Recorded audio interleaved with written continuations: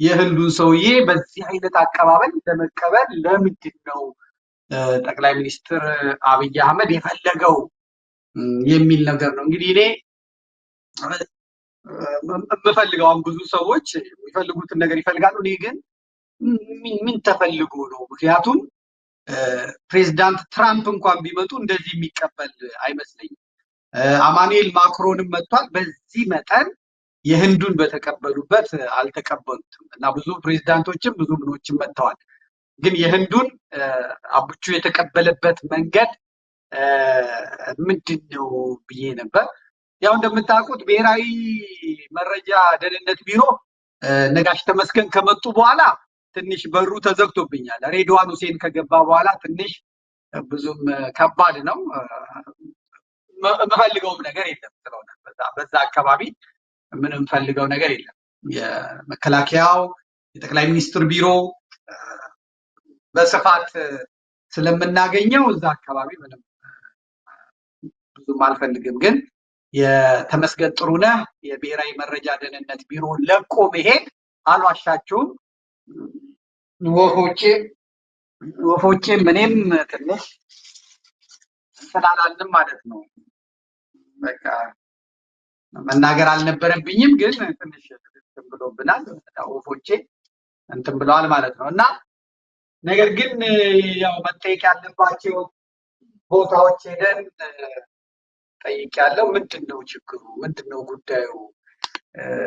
እና በዚህ መጠን የህንዱን ጠቅላይ ሚኒስትር ለመቀበል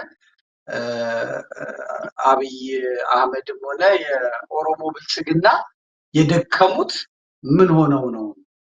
ምን ፈልገው ነው? ምንድን ነው ያዩት ብዬ ጠይቄ ነበረ። እንግዲህ ወፎቼ የነገሩኝ ነገር አለ ማለት ነው። እንግዲህ የተለመደ ነገር አለ።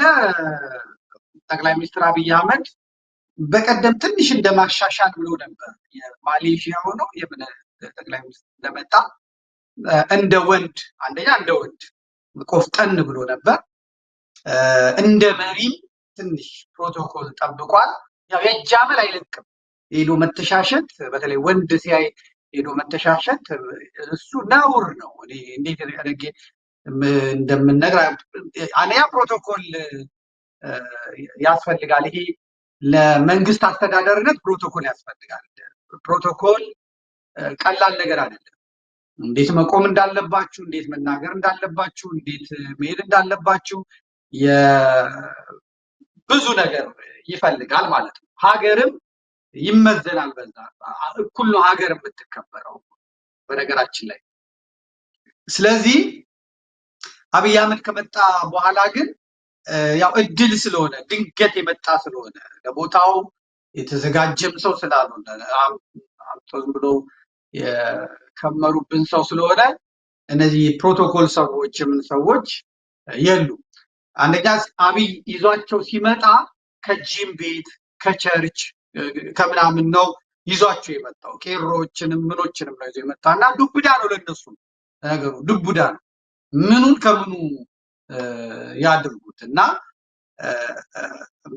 መሪዎችን ባገኘ ቁጥር የኢትዮጵያ መሪ በመሆኑ ብቻ ስሙ የታወቀ ሰው አብሯቸው እንዳደገ ሩጦ ሄዶ የላያቸው ላይ የተንጠለጠለ አንዳንዶቹ እንደውም ወድቀው ሳይ አለመሰበራቸው፣ አንዳንዶቹን ማሳጅ ሁላ ያደርጋቸዋል። አንዳንዶቹ ብብታቸው ውስጥ ሁላ ይገባል። ይሄ ነውር ነው። የጥላቻ ምናምን አለ። ነገ መሪ የምትሆኑ ሰዎች የአብይን አይታችሁ በዛ መልክ እንዳትደግሙት ነው። ሁለተኛ የጣሊያኗን ጠቅላይ ሚኒስትር የሚቀበልበት መንገድም ትክክል አይደለም። ይሄ የአይን እይታ በቃ ብዙ ነገር እና አጠገቡ ያላችሁ ሰዎች ለኢትዮጵያ ክብር ሲባል ያንን አለማድረግ ጥሩ ነው።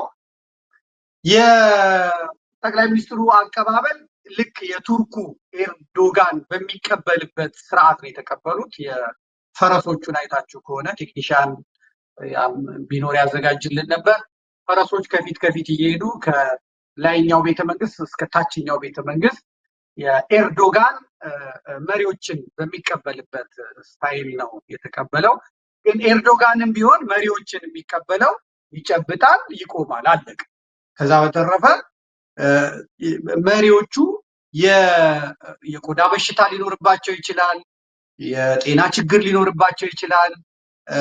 እንትን ማለት አያስፈልግም እና የህንዱን ግን በሚገርም ሁኔታ ነው የተቀበለው። እንደምትመለከቱት የቀረ የሀገር አበባ የለም። እንግዲህ አበባ በጣም ውድ ነው የሚባለው። እንግዲህ ባለሀብቶቹን አስፈቅዶ ይሆን በስፖንሰር ይሆን አይታወቅም። በምትመለከቱት መልኩ የህንዱ ጠቅላይ ሚኒስትር መጥተዋል። ደንግጠዋል። በሳቸውም በእውነት ምንድን ነው የታቀደው፣ ምንድን ነው የታሰበው ብለዋል። እንግዲህ እንደ ማርኮን በጣም ጥብቅ አድርገው ረጅም ሰዓት ውዴ ሆዴ አልተባባሉም። ግን ያው ቅፍ አድርጎ የመሳሙ ነገር በደንብ ነበረ። እንደምታያቸው ልጆች ሴቶች ከግራ ከቀኝ ሆነው እየጨፈሩ ነበር። ከዛ የቡና ሴሬሞኒ ነበር፣ የቡና ስነስርዓት ነበረ። ከበሯችንም እዛ ውስጥ ነበረ። ከዛ ማትቀረዋ ነገር ፕሮቶኮል ያላየውም ውሃ ጠጣ ሲለው በዛው በጸበልህ ነው ያለው። መሪን የመጣው መሪዎች ለሚጠጡት ለሚበሉት ይዘጋጃሉ። ትንሽ ወደኋላ መልስልኝ ደግሞ ሰው እንዲያየው ማለት ነው። እና በሹፌር ነው ይዞት ሄደው ድገመው፣ ይህን ድገምልኝ እና ውሃ አዘጋጅቶ እንካ ነው ያለው። እንግዲህ አለው ወይ ሊጾም ይችላል ሰውየው። ይህንን ሁላ የሚያውቀው ነገር የለም። እንግዲህ አንዴ የመጣብን ዕዳ ስለሆነ ምንም የምናውቀው ነገር የለም። እግዚአብሔር ይሆነን ብቻ እና ጠቅላይ ሚኒስትሩ ይዞት ጎብኝቶታ ወደ ጉብኝት ቦታ ይዟቸው ሄዷል። ያው የተለመደው አርቲፊሻል ኢንተለጀንስ የሚባለው ሳይንስ ሚዚየም ነው። እነዚህ ሁሉ ከቻይና የሚመጡ ከአውሮፓ የሚመጡ ናቸው። አንድም እዛ ኢትዮጵያ የተበረከችው ኢትዮጵያ ያመጣችው ነገር የለም። ከዚያ በኋላ የፋውንቴኑ ጋር ነው የሚሄዱት። ፋውንቴኑ ጋር ያው ጠቅላይ ሚኒስትራችን አስረጅም ጭምር ናቸው። ያዝልኝ እዚህ ጋር አንድ ጊዜ ያዝልኝ። በሌላ ሀገር ስትሄዱ ፕሬዚዳንቱ እንግዳውን ይዞ ይሄድና አንድ ቦታ ስትሄዱ ለዛ ቦታ ኤክስፐርቶች አሉ። ያንን ቦታ እንዴት እንደተሰራ ለምን ጥቅም እንደሚያደርግ ራሱ የሀገሩ መሪ ባለበት ቦታ ሆኖ ይሰማል ማለት ነው። ሌሎች ናቸው የሚናገሩት። የኛ ጠቅላይ ሚኒስትር ግን እንደምታውቋቸው ጳጳሳቱን ሰብስበው ስለ ገድለ ተክለ ሃይማኖት ብጥር አድርገው ነው የሚነግሩን። ሼኮቹን ሰብስበው ሱራ አልበቀይና ምናምን ብለው ቁርአን ጠቅሰው ነው የሚያስተምሩት። የሕክምና ባለሙያዎችን ሰብስበው አንገት ተቆርጦ የሌላ ሰው አንገት መጥቶ ይገባል። ነጭ የደም ሴል እና ጥቁር የደም ሴል ነው ስለ ሴሎች ትንተና ይሰጣሉ። ኢንጂነሮችን ሰብስበው ስለ ኢንጂነሪንግ በጣም ነው የሚሰጡት። የወዛደሮችን ሰብስበው የሸክም አይነት 50 ኪሎ በምን ያህል ጉልበት እንደሚል ነው የሚሉት። ከሁሉ ሴቶችን ሰብስበው እናው በቃ እሳቸው ሁሉም ጋር አሉ። ይሄ ጀነራሎችን ሰብስበው እሳቸው ኮሎኔል ናቸው። ኮሎኔልነታቸው ሬዲዮ ተሸክመው ያገኙት ነው። ነገር ግን ጀነራሎቹን ሰብስበው ብርጋዴር ጀነራሎቹን ሰብስበው የወታደራዊ እንትን ጥንቅቅ አድርገው ነው የሚሉት። ካድሬዎቻቸውን ሰብስበው የብልጽግና ባለስልጣናት ሚኒስትሮቹን ሰብስበው ማስታወሻ ነው የሚያስይዙት። ማስታወሻ ሲይዘው ነው የምንመለከተው ስለሆነ ማለት ነው። ማስታወሻ ሲይዘው ነው። ሚኒስትሮቹም ያው ከኢህአዴግ የተረፉ ናቸው። ቁጭ ብለው ማስታወሻ ይዘው ነው እሳቸው ይናገራሉ። ከዛ ማስታወሻ ይይዛሉ ማለት ነው። በትምህርቶቻቸው ውስጥ ብዙ ጊዜ ስለ አይጥና ድመት፣ ስለ ዝሆንና ሚዳቆ፣ ስለ አንበጣውና ጅግራው፣ ስለ ላሚቷና ስለ ድቢቷ የመሳሰሉት ነው ሚኒስትሮቹ በደንብ ይይዛሉ። ማስታወሻ በደንብ ይዘው ነው የሚሄዱት እና ያንን ይዘው ሄደው የድሬዳዋው ከንቲባ ስለ ድብና ስለ ጅብ ድሬዳዋ ላይ ተግባራዊ ያደርጋል። ምክንያቱም በጣም ፍልስፍናው ከባድ ስለሆነ ማለት ነው። የመደመር ፍልስፍና ስለሆነ ከባድ ስለሆነ ይላሉ። የቤኒሻንጉሉ ጦጣና ዝንጀሮ ነበሩ የሚል እሱን በደንብ አድርገው ያሉ። የትግራዮቹ ስለ አንበጣ ስለ አበራር አንበጣዎች እንዴት በህብረት እንደሚበሩ ከዛ እንዴት አድርገው ሰብል ላይ እንደሚወጡ በጣም ትምህርት ይሰጣሉ እና ሁሉም ቦታ ናቸው እና እንደዚህ አይነት ቦታ ላይም እሷን ቢያስተካክሉ በየቦታው ሌሎች መጡ። አንዲት ልጅ አይቻለሁ እየተከተለች ሚዚየም ውስጥ መሰለኝ ስታስረዳ ጠቅላይ ሚኒስትሩ ማድረግ ያለበት አብሮ እየተከተለ እየሄደ ሌሎች ሰዎች እየመጡ ማስረዳት ነው። ከዛ በኋላ አለፍ አድርግልኝ እስቲ እዚህ እንግዲህ ህንዳውያን የህንድም ዘፈን ነበር። የራት ግብዣውም እጅግ በጣም ጥሩ ነው። የእኛም ሰዎች ዘፈን ዘፍነዋል። እስቲ አንድ ጊዜ የህንድኛ እንስማ። አይ የኛው ዘፈን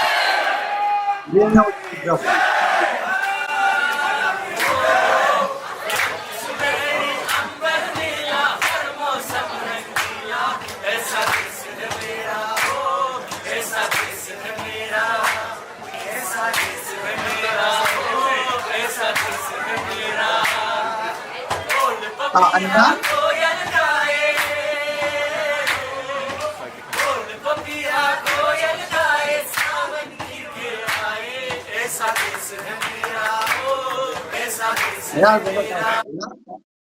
የህንድኛ ነው። በጣም አልገባቸውም። ኦሮምኛ ነው የሚመስለው። ኤሰ ጅርታ ምናምን የቀመሪ ሱፍ ነው ነገሩ።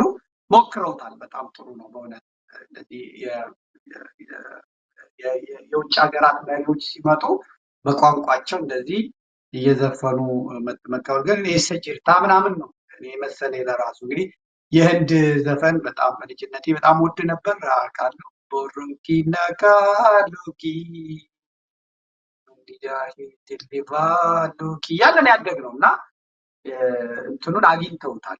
ጥሩ ነው እንደዚህ ማድረጋቸው። አሳልፈው በፈረስ ምናምን ነው የተቀበሏቸው። ጉብኝታቸው ላይ ግን ያው አልቀረም። ምክንያቱም ግርማዊ አፄ ኃይለሥላሴ ህንዶች ጎብኝተዋል። የህንድ መሪዎችን የህንድ ጠቅላይ ሚኒስትሮችን ጎብኝተዋል ማለት እንደምትመለከቱት በፈረስ ነው። የኤርዶጋን ኮፒ ነው። ጥሩ ነው። ይህም እንደዚህ መኖሩ በጣም ጥሩ ነው። የህንድና የባላምባሻው የወያኔ ባንዲራ ነው የተያዘው። በፈረስ ተደርጎ ነው የሄዱት። ፈረሶቹ መወፈር አለባቸው ለሌላ ጊዜ። አሁን ፈረስ መቀለብ አለበት። የውጮቹን ፈረሶች አይታችሁ እንደሆነ ትንሽ ወፈር ያሉ ናቸው። ምን ይላሉ እና እንደኛ ቀጫጫ መሆን የለባቸውም ፈረሶቹ እና መቀለብ አለባቸው። እሱ ትንሽ ማሻሻያ ይደረግበት። ግን ሴሬሞኒው ምኑ ደስ ይላል። የሚያዩ ሰዎችም በጣም ጥሩ ነው። ይሄንን የአሜሪካ መንግስት በጣም በትኩረት እየተከታተለ ነው። ኢትዮጵያ በጣም አድጋለች።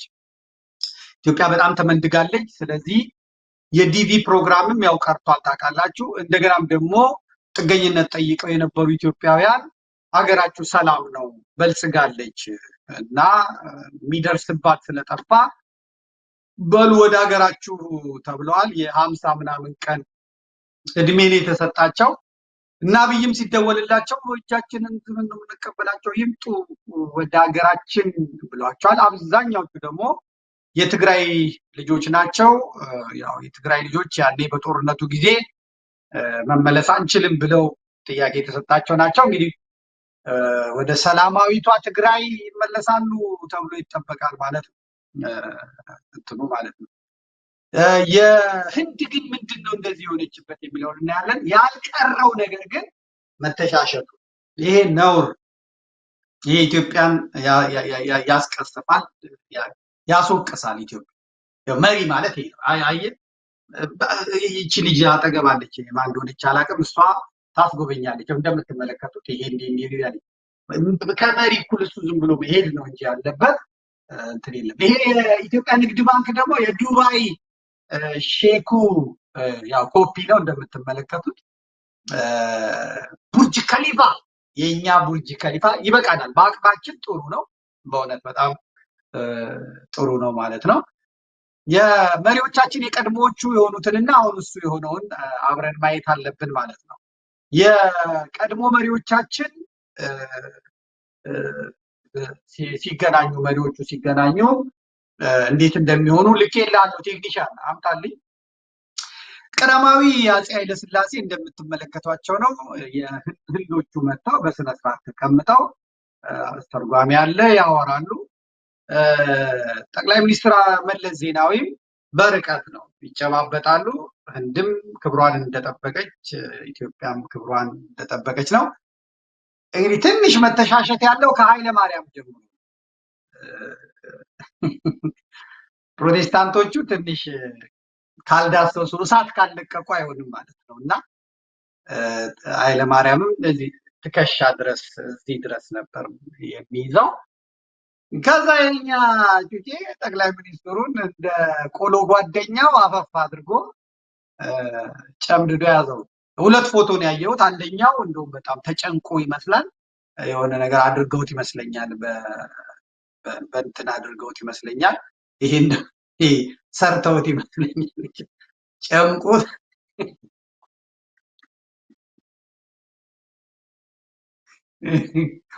የህንዱ ጠቅላይ ሚኒስትር ምን አይነት ዳን የገባሁት በአቡጅጃ ዋዱራ እያሉ መቼም ለህንዱ ጣዖት ለህንዱ አምላካቸው እያቀረቡ ይመስለኛል። እነ ጨብጦ ሊገላቸው ይመስላል። ይሄኛው ግን እንትን ይመስለኛል፣ ቀልብ የሰሩበት ይመስለኛል። ግን በትክክለኛው አድርጎታል። እንደምታዩት አድርጓል። እንግዲህ ይሄ እንደዚህ አላደረግም። ይሄ ቴክኒሽያኑ ተንኮል ነው። ይሄ የአማኑኤል ማክሮን ነው። እንግዲህ እኔ በእውነት ባለቤቴ ከኢትዮጵያ ስትመጣ በዚህ መልክ አላቀፍኳትም። እኔ ስለ እውነት በጣም ወዳትን የልጅነት ባለቤቴን በእውነት በዚህ መልክ እኔ አላቀፍኳትም እና እንዴት አይነት ነገር ነው እንትኑ ይዘገንናል። ይሄ ጥሩ አይደለም። ጠቅላይ ሚኒስትር የሀገሪቷን ክብር እንትን ማለት ያለበት። ሁለተኛ ደግሞ ፕሬዚዳንት ማክሮን ወደ ኢትዮጵያ ሲመጡ ክብርት ባለቤታቸውን ብዙ ጊዜ ይዘው አይመጡም።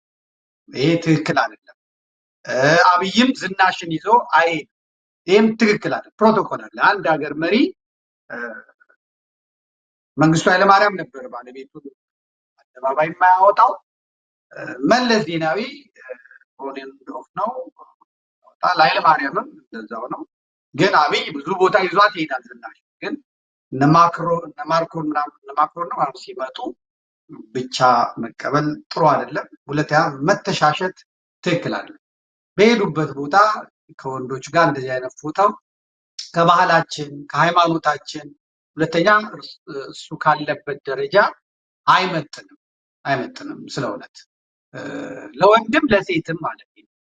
እንደዚህ ባይደረግ ምክር ነው። እንግዲህ ፕሮግራሜ ትንሽ አሁን እንደምታዩት መረር ኮስተር ስለሚል ነው እና አሁን እነዚህ ሰዎች የብብት በሽታ ሽታ ሊኖራቸው ይችላል። ሀገር ነው የሚመራው።